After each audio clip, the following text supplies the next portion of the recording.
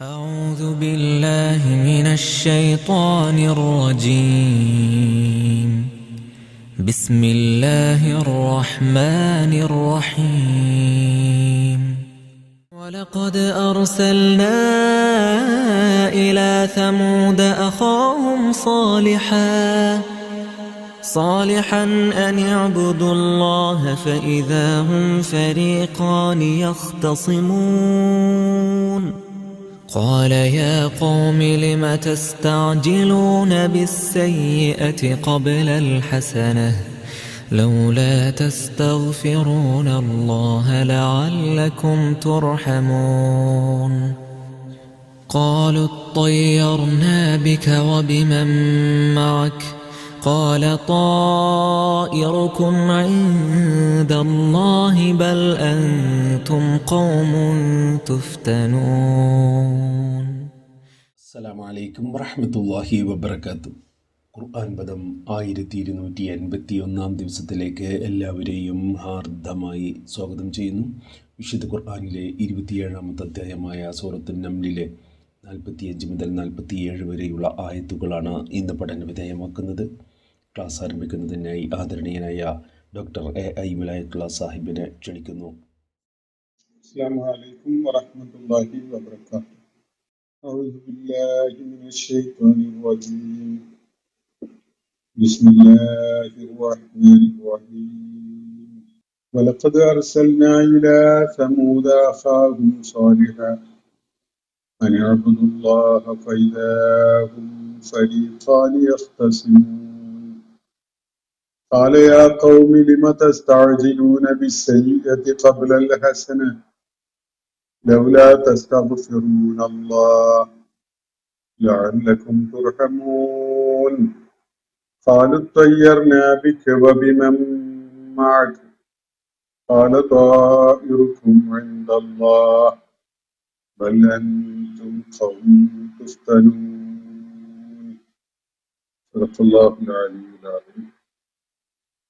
സൂറത്തുൽ നംലിലെ 45 മുതൽ 47 വരെയുള്ള ആയത്തുകളാണ് ഞാൻ നിങ്ങളെ കേൾപ്പിച്ചിട്ടുള്ളത്. പുതിയൊരു വിഷയമാണ് ഇവിടെ തുടങ്ങുന്നത്. സമൂഹ സമൂഹവുമായി ബന്ധപ്പെട്ടുകൊണ്ടുള്ളതാണ്.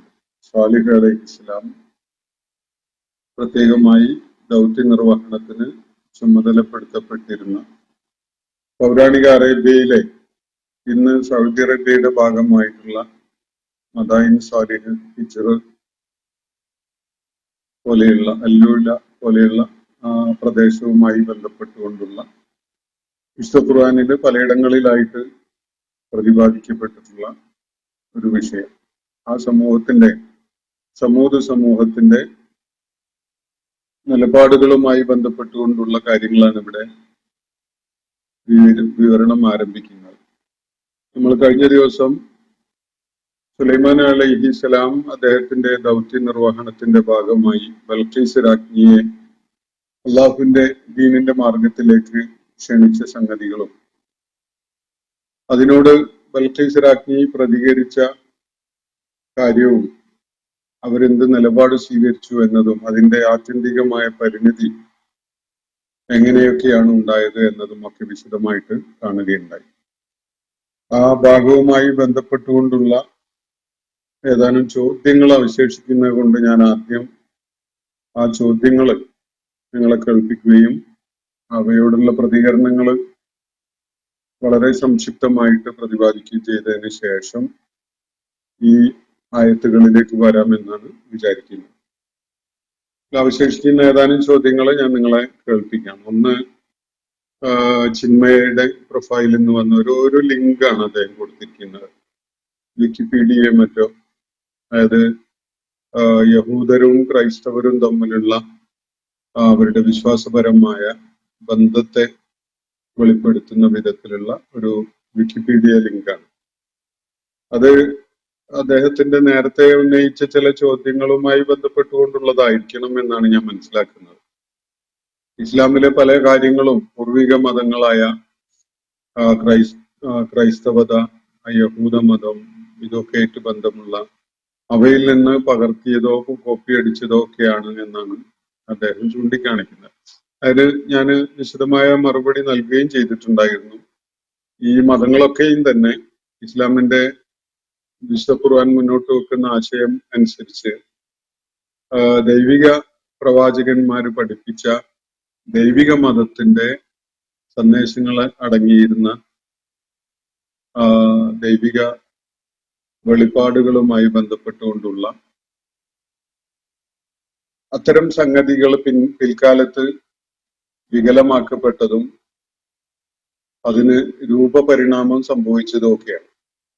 യഹൂദ മതം എന്നൊരു പേരിലോ ക്രൈസ്തവ മതം എന്ന പേരിലോ സാബി മതം എന്ന പേരിലോ അല്ലെങ്കിൽ ഹിന്ദുമതം എന്ന പേരിലോ ഒന്നും മതങ്ങളില്ല. യഥാർത്ഥത്തില് പ്രപഞ്ചനാഥൻ മനുഷ്യന് മാർഗദർശനം നൽകുന്നതിന് വേണ്ടി പ്രവാചകന്മാർ മുഖേന പഠിപ്പിക്കപ്പെട്ട ഒരേ ഒരു മതമേ ഉള്ളൂ. ആ മതം പ്രപഞ്ച സ്രഷ്ടാവിന് കീഴ്പ്പെടുക, അവന് വിധേയപ്പെട്ടുകൊണ്ട് ജീവിക്കുക എന്ന അർത്ഥത്തിലുള്ള ആ ജീവിത ദർശനമാണ്. അതിന് അറബി ഭാഷയിൽ വിളിക്കുന്ന പേര് ഇസ്ലാം എന്നാണ്. പ്രാദേശികമായി പല പേരുകളും പിന്നീട് രൂപപ്പെട്ടു വന്നിട്ടുണ്ടാവും. പക്ഷെ ദൈവികമായി പഠിപ്പിക്കപ്പെട്ട പേര് പ്രപഞ്ചനാഥന് വിധേയപ്പെടുക എന്നതാണ് ആ മതത്തിന്റെ പേര്. അതിന്റെ അറബി ഭാഷയിലുള്ള രൂപമാണ് ഇസ്ലാം എന്നത്. അത് കറപ്റ്റഡ് ആയ ഘട്ടങ്ങളിലൊക്കെയും തന്നെ ഭഗവത്ഗീതയിൽ സൂചിപ്പിക്കപ്പെടുന്ന പ്രകാരം ധർമ്മച്യുതി ഉണ്ടാകുന്ന ഘട്ടങ്ങളിലൊക്കെയും തന്നെ ധർമ്മം പുനഃസ്ഥാപിക്കുന്നതിന് വേണ്ടി ഓരോ കാലഘട്ടങ്ങളിലും ദൈവിക സന്ദേശവാഹകന്മാര് അവതരിക്കുകയും അവര് ദൗത്യം നിർവഹിക്കുകയും ചെയ്തിട്ടുണ്ട്. അപ്പൊ കറക്ഷണൽ ആയിട്ടാണ് എല്ലാ പ്രവാചകന്മാരുടെയും ദൗത്യ നിർവഹണം ഉണ്ടാവുന്നത്. ആ സമൂഹങ്ങൾക്ക്, അവര് നിയോഗിക്കപ്പെട്ട സമൂഹങ്ങൾക്ക് സംഭവിച്ചിട്ടുള്ള പിഴവുകൾ തിരുത്തുകയും ദൈവിക വെളിപാടുകളുടെ അടിസ്ഥാനത്തിൽ പഠിപ്പിക്കപ്പെട്ട മതം തെറ്റിദ്ധരിപ്പിക്കപ്പെടുന്ന വിധത്തിലുള്ള പല രൂപ പരിണാമങ്ങൾക്കും വിധേയമാവുകയും ചെയ്യുന്ന ഘട്ടങ്ങളിൽ അത് തിരുത്തുന്നവരായിക്കൊണ്ടാണ് പ്രവാചകന്മാർ വന്നിട്ടുണ്ട്. അതുകൊണ്ട് സാദൃശ്യങ്ങള് എന്നല്ല പറയേണ്ടത്, യഥാർത്ഥത്തിൽ പരിഷ്കരണമാണ്. ആ വന്നു ചേർന്നിട്ടുള്ള പല ജീർണതകളെയും തുടച്ചു മാറ്റി ദൈവിക മതത്തെ പരിഷ്കരിച്ച് ശുദ്ധീകരിച്ച് അതിന്റെ തനതായ, അതിന്റെ പ്രിസ്റ്റീൻ ഫോമിൽ പുനഃസ്ഥാപിക്കുകയാണ് പ്രവാചകന്മാർ ചെയ്തിട്ടുള്ളത്. അതുകൊണ്ട് ഖുർആൻ തന്നെ മുന്നോട്ട് വെക്കുന്ന ഈ കാര്യം മനസ്സിലാക്കാൻ വേണ്ടി നമ്മൾ ഒരുപാട് ഗവേഷണം ചെയ്യേണ്ട കാര്യമൊന്നുമില്ല. വിക്കിപീഡിയയില് അതുപോലെയുള്ള സോഴ്സസിലൊന്നും പോയിട്ട് അത് തപ്പിയെടുക്കേണ്ട കാര്യമില്ല. അത് ഖുർആൻ വ്യക്തമാക്കുന്ന ഒരു കാര്യമാണ്. അതുകൊണ്ട് അതിൽ കൂടുതൽ എന്തെങ്കിലും ആശയക്കുഴപ്പം അവശേഷിക്കുന്നുണ്ട് എന്നത് നമുക്ക് കാണാൻ കഴിയില്ല. കാരണം ഈ ദൈവിക മതത്തിന് അള്ളാഹു ആ മതത്തിന്റെ അനുയായികളെ പണ്ട് വിളിച്ച പേര് മുസ്ലിങ്ങൾ എന്നാണ്.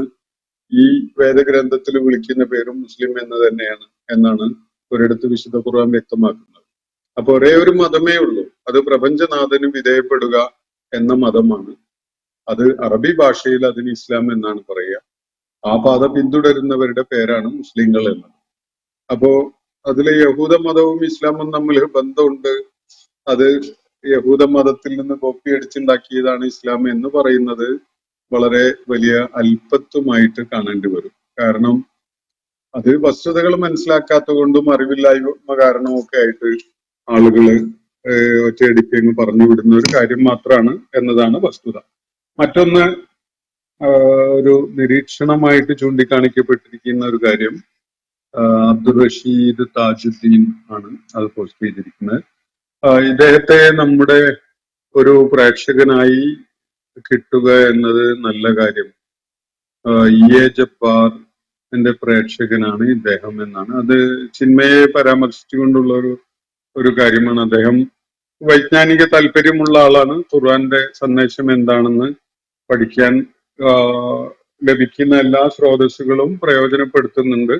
ഇസ്ലാം വിരോധിയും പ്രത്യക്ഷത്തിലെ ഇസ്ലാമിന്റെ വിമർശകനും അല്ലെങ്കിൽ ഇസ്ലാമിന് തീരെ വിശ്വാസമില്ലാത്ത ഒരാളും ഒക്കെ ആയിട്ട് അറിയപ്പെടുന്ന യുക്തിവാദത്തെ മതമായിട്ട് സ്വീകരിച്ചിട്ടുള്ള ഒരാളാണ് ഞാൻ മനസ്സിലാക്കിയെടുത്തോളം EA ജബ്ബാറിന്റെ ഖുർആൻ സെഷൻസ് പലയിടത്തും നടക്കുന്നുണ്ട് എന്നത് കേട്ടിട്ടുണ്ട്. അതൊക്കെ കേൾക്കുന്നതും മനസ്സിലാക്കുന്നതും ഒക്കെ നമ്മുടെ ആലോചനകളെ, ഒരുപക്ഷെ ചോദ്യങ്ങളൊക്കെ മനസ്സിലേക്ക് ഉണ്ടാക്കിയെടുക്കുന്നതിന് ഏതിനെയും വിമർശന ബുദ്ധിയെ സമീപിക്കുന്നത് നല്ലതാണ്.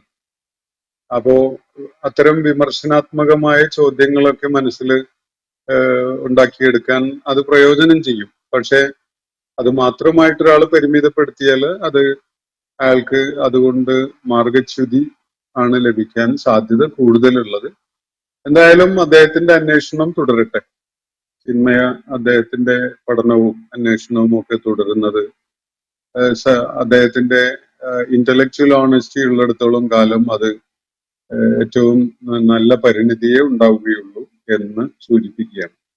മറ്റൊന്ന്, ചിന്മയ ഉന്നയിച്ചൊരു ചോദ്യം, സുലൈമാൻ എന്ന വ്യക്തി ഒരു ഇസ്ലാമിക പ്രവാചകൻ ആകാൻ സാധ്യതയില്ല. പ്രധാന കാരണം അദ്ദേഹത്തിന് ഇസ്ലാം, മുസ്ലിം, അള്ളാഹു എന്നീ വാക്കുകളെ കുറിച്ച് യാതൊരു അറിവും ഇല്ലായിരുന്നു എന്നതാണ്. അപ്പൊ ചിന്മയോട് പറയാനുള്ളത്, ഇതിന് പലതവണ ഞാൻ ഉത്തരം നിങ്ങളുടെ കൂടി സാന്നിധ്യത്തിലോ നിങ്ങൾ ഈ വേദിയിൽ വന്നു തുടങ്ങിയതിന് ശേഷം തന്നെയും പറഞ്ഞിട്ടുള്ളതാണ്. ഈ സുലൈമാൻ അലൈഹിസ്ലാം ഒരു ഇസ്ലാമിക പ്രവാചകനാവാൻ സാധ്യതയില്ല എന്നത് യഥാർത്ഥത്തില് നമ്മളങ്ങനെ ഒറ്റയടിക്ക് തീരുമാനിക്കുകയല്ല വേണ്ടത്. ഇസ്ലാം എന്താണ് എന്നത് പഠിപ്പിക്കുന്ന, നമ്മളെ ബോധ്യപ്പെടുത്തി തരുന്ന ഗ്രന്ഥം ഖുർആനാണ്. ഖുർആനിലാണ് ഈ പരാമർശങ്ങൾ വന്നിട്ടുള്ളത്. ഖുർആനിൽ പ്രപഞ്ച സൃഷ്ടാവായ അള്ളാഹു താൻ നിയോഗിച്ച് അയച്ച ദൂതന്മാരെ പരാമർശിച്ചുകൊണ്ടുള്ള വിവരണങ്ങളാണ് ഇവിടെ നൽകപ്പെടുന്നത്.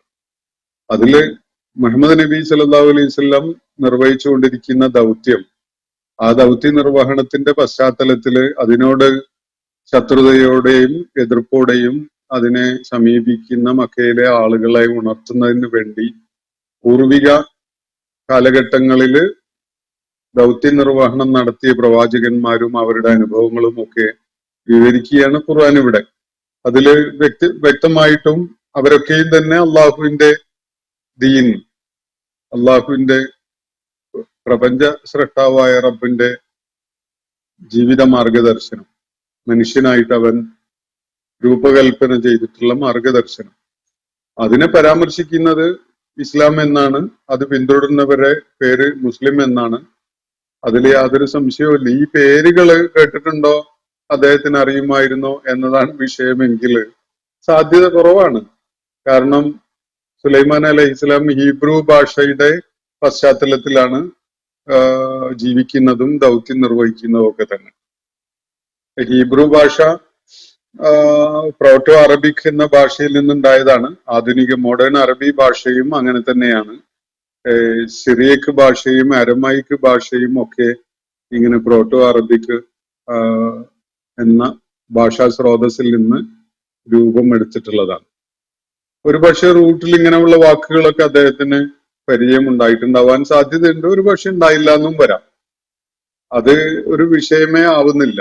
കാരണം ഖുർആൻ അറബി ഭാഷയിലായതുകൊണ്ട് അറബി പ്രയോഗങ്ങള് മുൻനിർത്തിക്കൊണ്ടാണ് കാര്യങ്ങൾ വിവരിക്കപ്പെടുന്നത്. അതുകൊണ്ട് ഈ പദങ്ങൾ കൊണ്ട് സൂചിപ്പിക്കപ്പെടുന്ന കാര്യങ്ങൾ എന്തായാലും സുലൈമാൻ അലൈഹി ഇസ്ലാമിന് പരിചയമില്ലാതിരിക്കുകയില്ല. കാരണം നമ്മള് സുലൈമാൻ അലൈഹി ഇസ്ലാമിന്റെ സംഭവ വിവരണങ്ങളിൽ തന്നെ പലതവണ ഫൗത്തൂനി മുസ്ലിമീൻ എന്നൊക്കെ പറയുന്ന കാര്യം, ബൽഖീസ് രാജ്ഞിയോട് സന്ദേശം അയക്കുന്ന ഘട്ടത്തില് അങ്ങനെയൊക്കെയുള്ള കാര്യങ്ങൾ നമ്മൾ ധാരാളം കണ്ടു കഴിഞ്ഞു ഇതിനകം തന്നെ. അപ്പൊ ഇതിനേക്കാൾ വലിയ തെളിവ് അതിന് അക്കാര്യത്തിൽ ആവശ്യമില്ല. അത് നിങ്ങളുടെ ജ്ഞാനപരമായ പരിമിതി മാത്രമാണ് എന്നാണ് സൂചിപ്പിക്കാനുള്ളത്.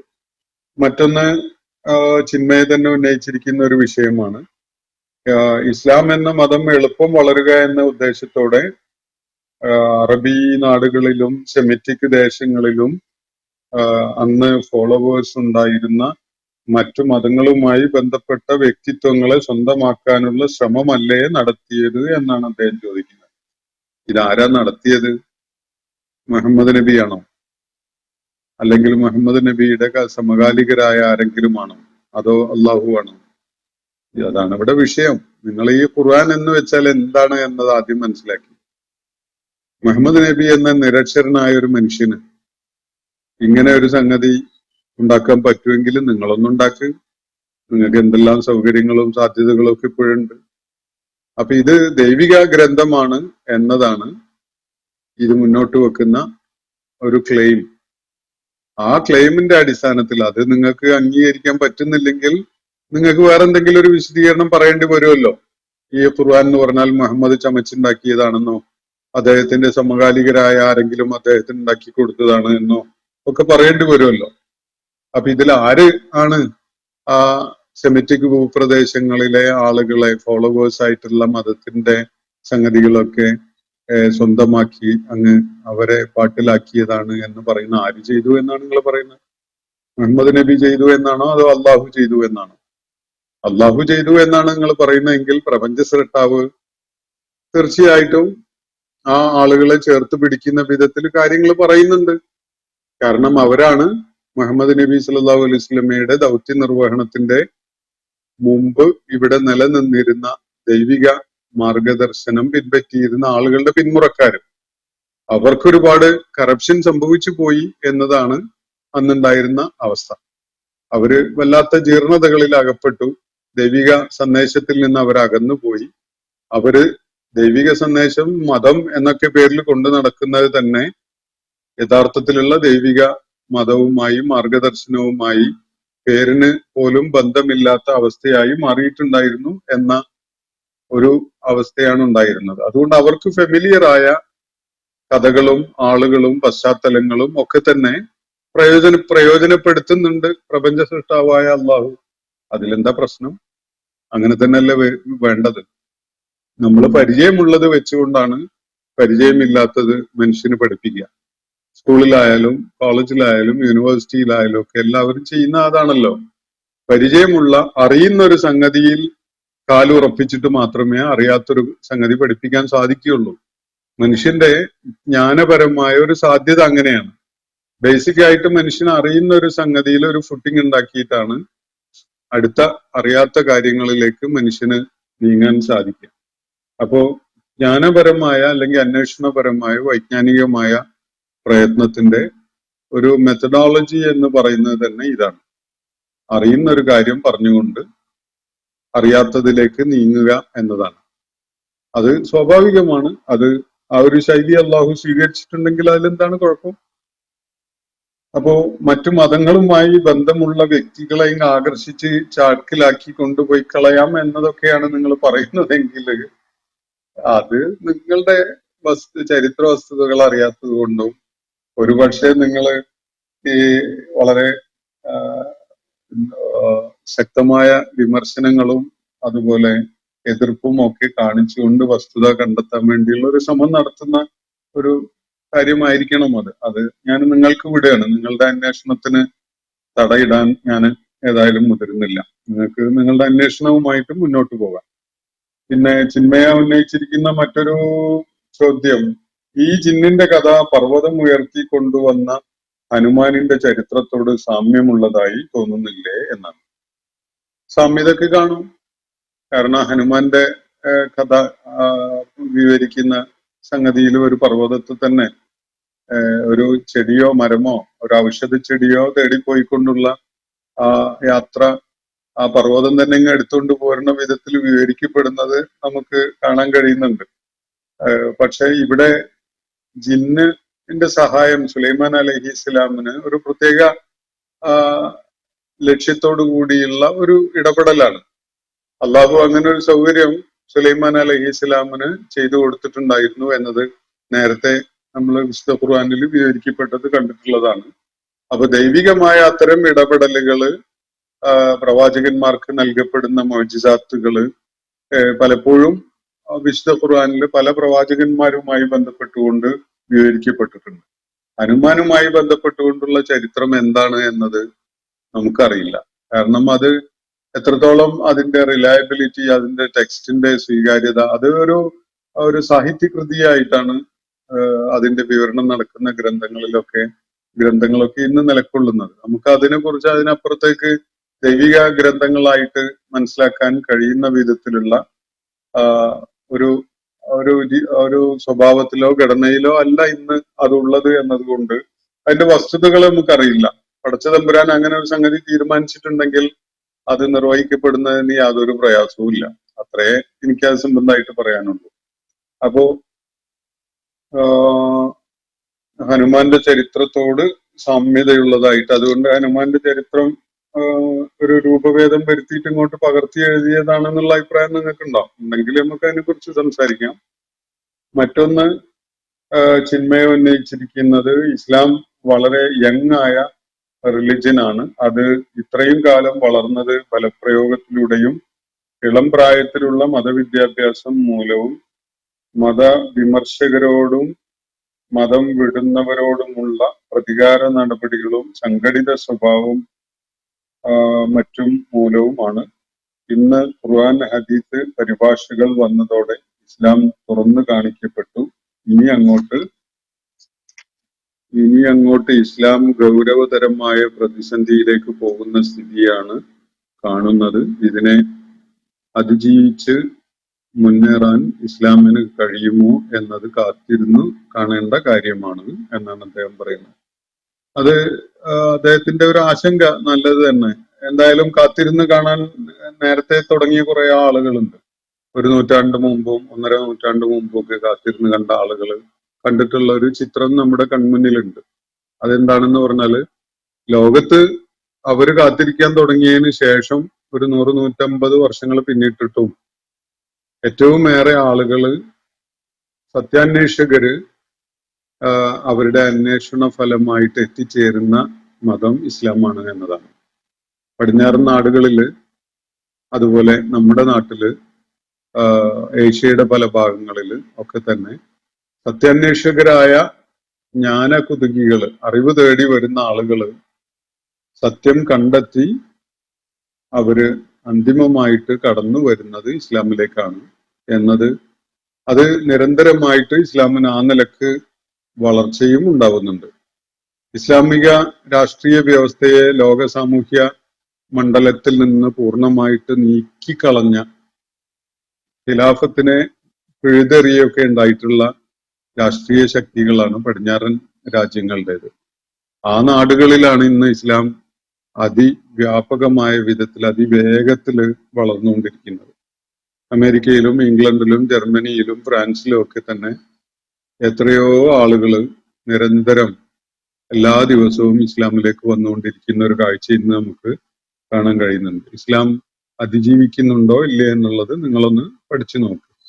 പിന്നെ ഇവിടെ ഉന്നയിക്കപ്പെട്ടുള്ള കാര്യം, ഖുർആനും സുന്നത്തും ഒക്കെ ഇന്ന് പരിഭാഷകൾ ലഭ്യമാണ്, എല്ലാവർക്കും ആക്സസിബിൾ ആണ്, അതുകൊണ്ട് പഴയ തട്ടിപ്പൊന്നും ഇനി നടക്കൂല എന്നുള്ള നിലക്കാണ് അദ്ദേഹം ചൂണ്ടിക്കാണിക്കുന്നത്. ഖുർആനും ഹദീസുകളും ഒക്കെ വിവർത്തനം ചെയ്യപ്പെട്ടത് വലിയ അളവോളം ഖുർആൻ ഒരിക്കലും തന്നെ, അല്ലെ ഹദീസുകളൊന്നും തന്നെ വിവർത്തനത്തിൽ പരിമിതപ്പെട്ടുകൊണ്ട് പഠനം വിധേയമാക്കുന്നത് അത്ര ആരോഗ്യകരമൊന്നുമല്ല. എന്നാൽ പോലും വലിയ മുന്നേറ്റം ഉണ്ടാക്കാൻ അതുകൊണ്ട് സാധിച്ചിട്ടുണ്ട്.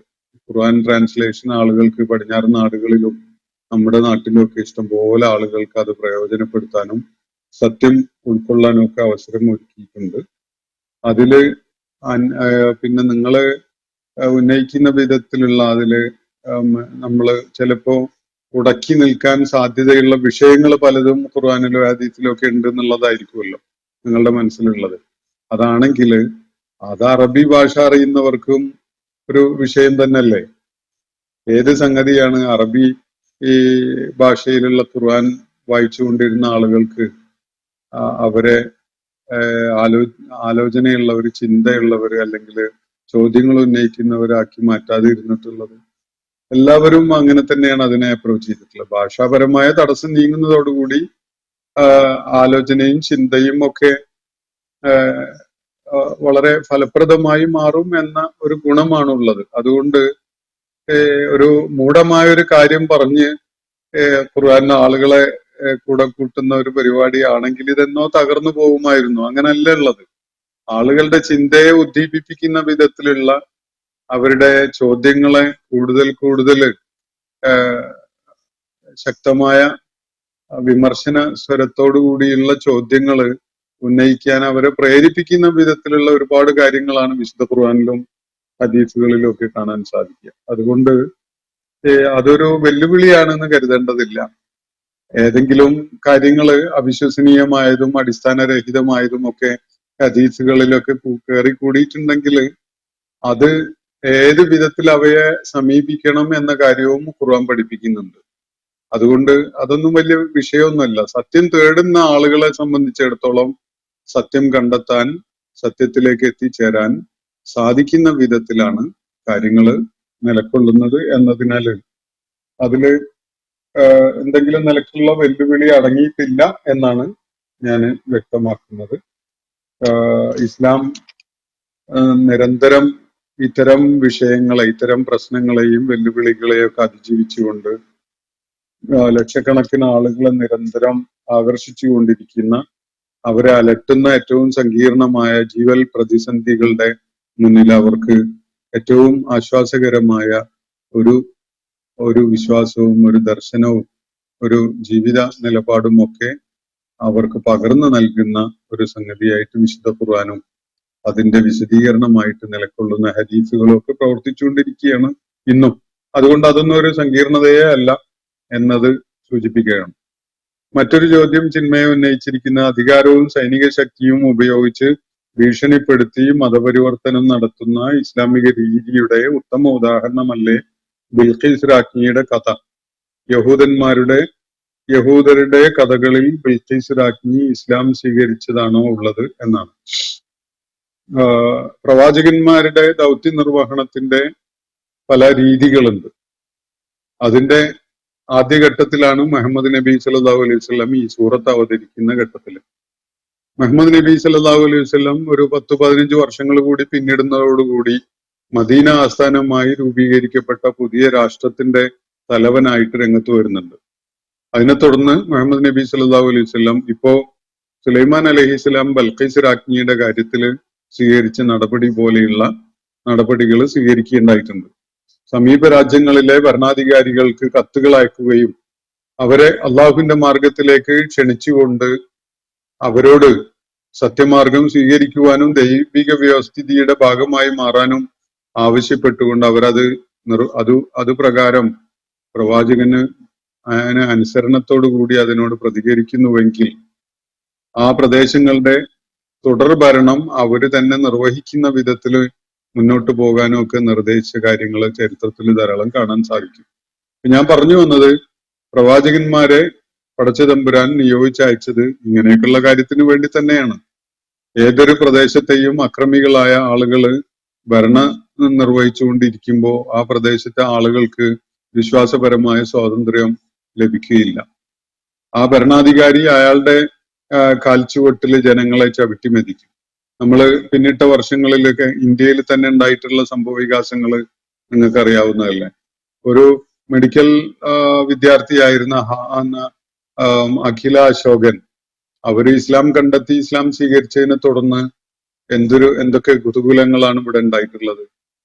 ഭരണകൂടവും അധികാരികളും പോലീസ് സംവിധാനവും നിയമവ്യവസ്ഥയും ഒക്കെ തന്നെ വളരെ നിർലജ്ജമായ വിധത്തിലാണ് ആ പെൺകുട്ടിയെ ദ്രോഹിക്കുന്നത് നമ്മൾ കാണുകയുണ്ടായത്. അവസാനം സുപ്രീം കോടതി അവർക്ക് ഏറ്റവും ഉന്നതമായ വിധത്തിലുള്ള ഒരു പരിഗണന കൊടുത്തുകൊണ്ട് അവർക്ക് അവരുടെ ജന്മപരമായ സ്വാതന്ത്ര്യം അനുവദിച്ചുകൊണ്ട് ഇസ്ലാമിക വിശ്വാസവുമായി മുന്നോട്ട് പോകാൻ അനുമതി നൽകി എന്നത് അതിന്റെ പരിണിതിയാണ്. പക്ഷെ അതുവരെ നമ്മൾ കണ്ടത് എല്ലാ വിധത്തിലും അവരെ ദ്രോഹിക്കുന്നതും വീട്ടുതടങ്കലിലാക്കുന്നതും സകല മതപരിവർത്തന കേന്ദ്രങ്ങളുടെയും ആളുകൾ വന്ന് അവരെ സമ്മർദ്ദത്തിലാക്കുന്നതും ഒക്കെയുള്ള സംഗതികളാണ്. രാജ്യത്ത് ഇസ്ലാം എന്ന പേരില് അല്ലെ മുസ്ലിം പേരുകളുള്ളവര് നേരിടേണ്ടി വരുന്ന പ്രതിസന്ധികൾ ചെറുതൊന്നുമല്ല. നിലവില് ഭരണം നടത്തിക്കൊണ്ടിരിക്കുന്ന ആളുകളുടെ താല്പര്യങ്ങളും അവരുടെ വിശ്വാസപരമായ കാര്യങ്ങളും മറ്റുള്ളവരുടെ മേൽ അടിച്ചേൽപ്പിക്കുന്ന വിധത്തിലുള്ള ഒരു സാഹചര്യം തന്നെയാണ് ഇവിടെ നിലനിൽക്കുന്നത്. അത് സത്യം ആണ് എങ്കിൽ നമുക്കതിനൊരു പരിഗണന കൊടുക്കാമായിരുന്നു. പക്ഷെ വ്യാജമാണ്, അസത്യമാണ്, വളരെ മൂഢമായ ആശയങ്ങളുമാണ് അവർ മുന്നോട്ട് വെക്കുന്നത്. മാനവ സമൂഹത്തിനുള്ള ചിന്താപരമായ ബുദ്ധിപരമായ വിമോചനം നൽകുന്ന ഒരു സംഗതിയെ പ്രതിനിധാനം ചെയ്യുന്ന ആളുകളെ അല്ല അവര് മഹാ അക്രമികളാണ് എന്നതാണ് വസ്തുത.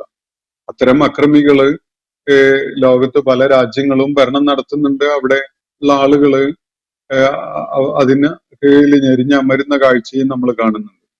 മറ്റൊരു ഉദാഹരണം ചൈനയാണ്. പല നാടുകളും ഇങ്ങനെ തന്നെയാണ്. അക്രമപരമായ ഭരണം നിർവഹിച്ചുകൊണ്ട് ജനങ്ങളുടെ സൃഷ്ടിപ്പിന്റെ ലക്ഷ്യം പ്രാപിക്കാൻ അവർക്ക് അവസരം നൽകാതെ അവരെ അടക്കി വാഴുന്ന, അവരെ ചവിട്ടി മെതിച്ചുകൊണ്ടിരിക്കുന്ന ഭരണാധികാരികൾ നിലനിൽക്കുന്നിടത്തേക്ക് പ്രവാചകന്മാരും അവരുടെ തുടർച്ചയായിട്ട് വന്ന ഖലീഫമാരും ദൗത്യ സംഘത്തെ നിയോഗിച്ചയക്കുകയും ആ നാട്ടിലെ ജനങ്ങളെ സ്വതന്ത്രരാക്കുകയും ചെയ്യുക എന്നൊരു ദൗത്യം നിർവഹിക്കുന്നുണ്ട്.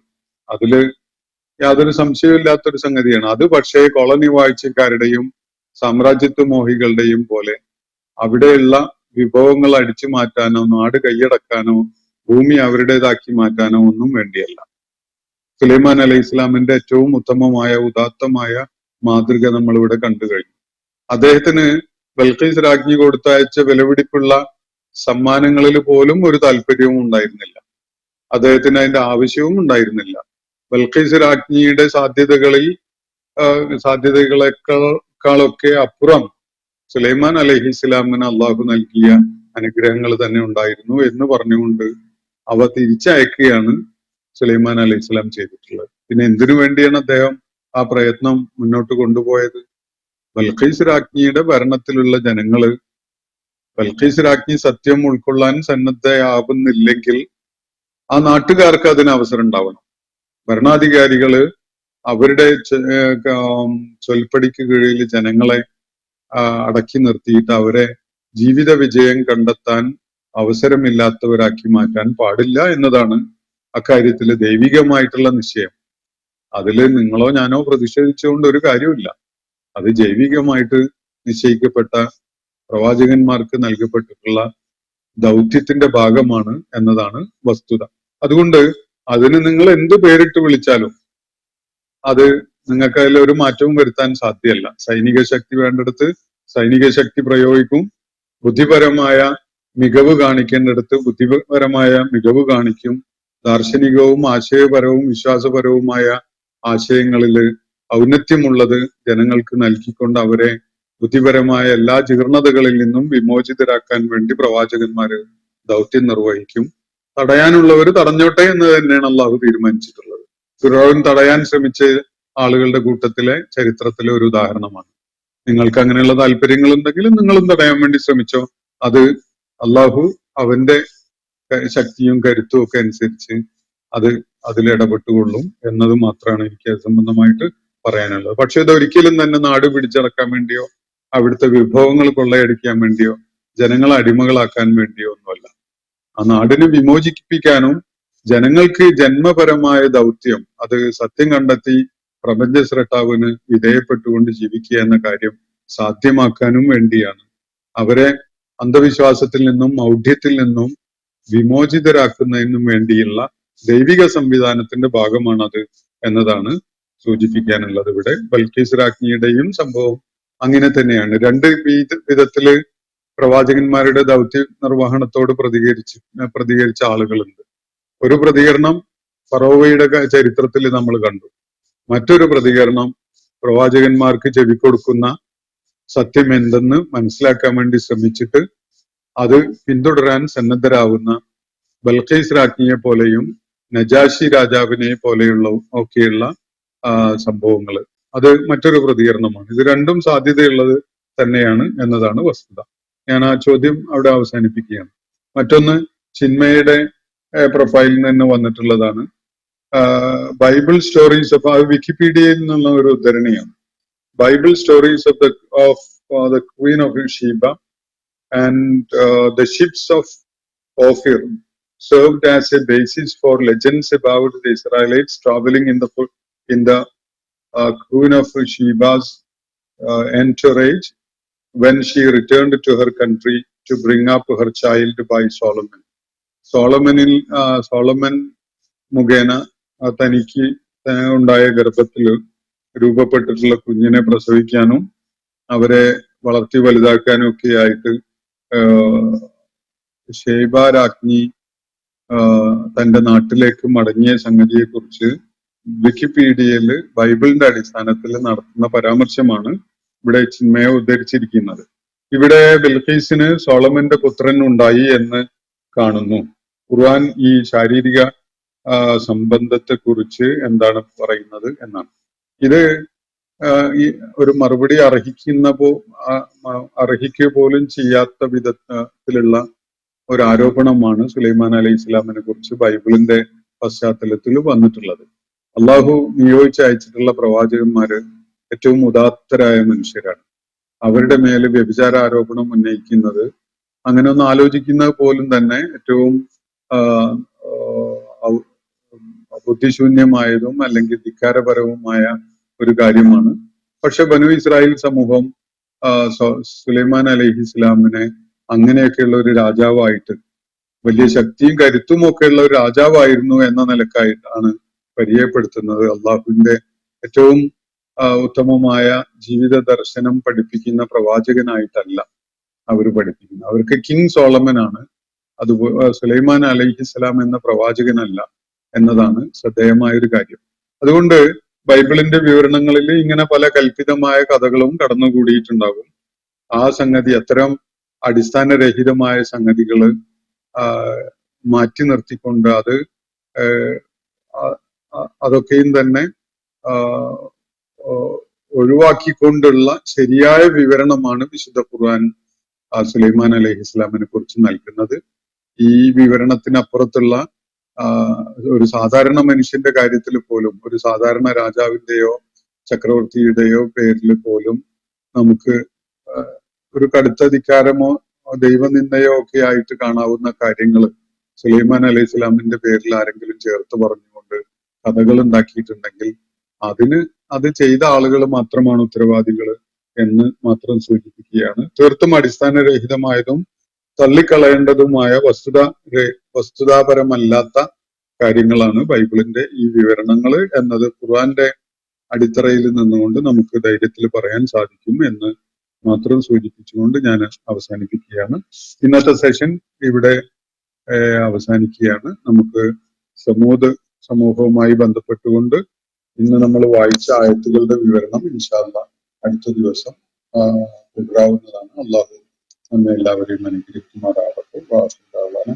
അൽഹംദുലില്ലാഹി റബ്ബിൽ ആലമീൻ. അസ്സലാമു അലൈക്കും വറഹ്മത്തുള്ളാഹി വബറകാതുഹു. ഇന്നത്തെ ഖുർആൻ പദം ഇവിടെ സമാപിക്കുന്നു. ഖുർആൻ പഠനത്തിൽ പങ്കെടുത്ത എല്ലാവർക്കും അള്ളാഹു അർഹമായ പ്രതിഫലം നൽകി അനുഗ്രഹിക്കട്ടെ.